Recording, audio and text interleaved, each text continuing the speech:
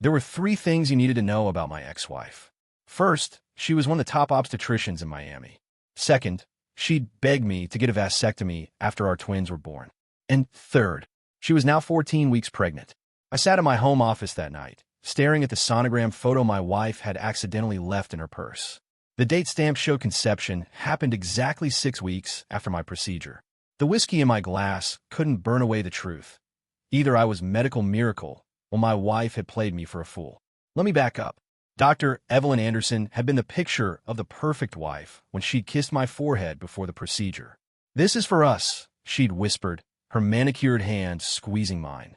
"2 children are enough." I should have noticed how quickly she'd scheduled the surgery, how she'd insisted on being the one to handle all the paperwork. At the time, I'd just been touched by her medical expertise, making everything easier. It was the billing statement that first tipped me off. A $3,000 charge from Cryogen Labs dated 3 days before my vasectomy. When I confronted the clinic, the terrified intern finally admitted Evelyn had arranged to have my sperm extracted and banked just in case. The photos my PI produced made my stomach turn. There was Evelyn, my wife of 12 years, checking into the Fontainebleau Hotel with Dr. Mark Reynolds from her practice. The timestamps showed their medical conferences always coincided with her fertile window. I'll never forget the way her face drained of color when I slid the evidence across our marble countertop. "Jason, I can explain Dash. Were you ever going to tell me?" I asked quietly. "Or were you just going to let me raise his child?" My lawyer nearly choked on his coffee when I explained the situation. She did what? Under Florida law, what Evelyn had done constituted reproductive coercion. We could sue for full custody, damages, even petition the medical board. Watching Evelyn stand before her peers, her once proud shoulders slumped as they revoked her medical license, I expected to feel satisfaction. Instead, I just felt tired. The woman I'd loved had risked everything. Her career, our family, her freedom. For what? The divorce finalized the same week Evelyn gave birth. I never held the baby, never asked about its gender. Some wounds cut too deep. But as I sat on my balcony watching the Miami sunset, one thought kept circling. In her desperate attempt to have it all, Evelyn had lost everything that mattered. The pounding at my door came at 2:03 a.m. I nearly didn't answer. Who visits at that hour except trouble? But when I looked through the peephole, I saw Evelyn standing there, drenched from the rain, clutching a screaming baby wrapped in a hospital blanket. Her eyes were wild with fear. "Jason," she gasped, pushing inside before I could stop her. "You have to take him. They're watching my apartment. If they find us..." She thrust the wailing infant into my arms. The baby smelled like antiseptic and milk, his tiny face scrunched in protest. 3 days earlier, I'd been called to Mercy Hospital where Evelyn worked. They said she'd collapsed during her shift. When I arrived, the doctors told me stress had caused early labor. But when I entered her private room, I found her tearing documents into tiny pieces, her hands shaking so badly she could barely hold the paper.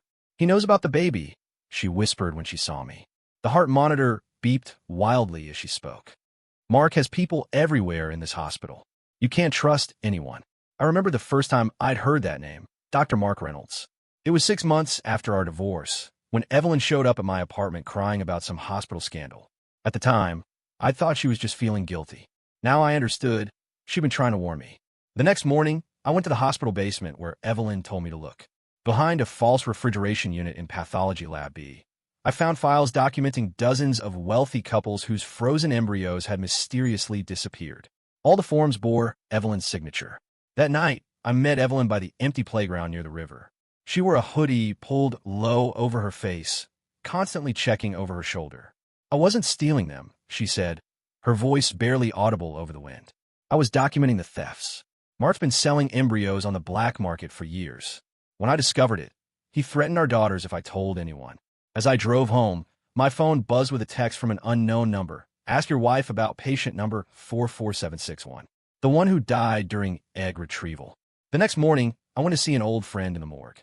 He pulled a file quietly, without asking questions. Inside was the report of a 24-year-old woman who died from an anesthetic overdose during what was supposed to be routine procedure. Evelyn had signed as supervising physician. When I confronted Evelyn at the safe house, she broke down completely. "It was Mark's patient," she sobbed. He gave her 5 times the normal dose. When she coded, he made me falsify the records. Said he planned drugs in your car if I refused. I suddenly remembered finding Evelyn vomiting in our bathroom months ago. She claimed food poisoning. Now I knew the truth. It was the night of the overdose. The security footage from the hospital parking garage showed Mark meeting with a known fertility clinic hacker. The timestamp was 1 hour before my vasectomy. The final confrontation happened at an abandoned research facility on the edge of town. The gunshot echoed through the empty halls before I even saw the shooter. Evelyn collapsed against me, blood spreading across her scrubs as our baby wailed in her arms. Mark stepped from the shadows, his surgical mask dangling from one ear. "You should have taken the divorce and walked away, Jason," he said, raising the gun again. "Now your son will grow up an orphan." Everything went black. The gunshot echoed through the abandoned research facility as Evelyn collapsed against me. Warm blood seeped through my shirt where she slumped against my chest, her breath coming in shallow gasps. Our baby wailed between us, his tiny fists flailing in protest. Red and blue lights flashed through the broken windows as police sirens wailed in the distance. Mark hesitated, his gun still trained on us. For one terrifying moment, I thought he might shoot anyway.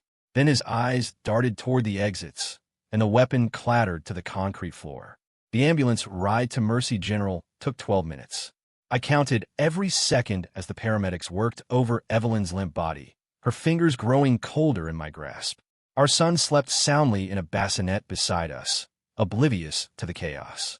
For 3 days, I kept vigil by Evelyn's hospital bed.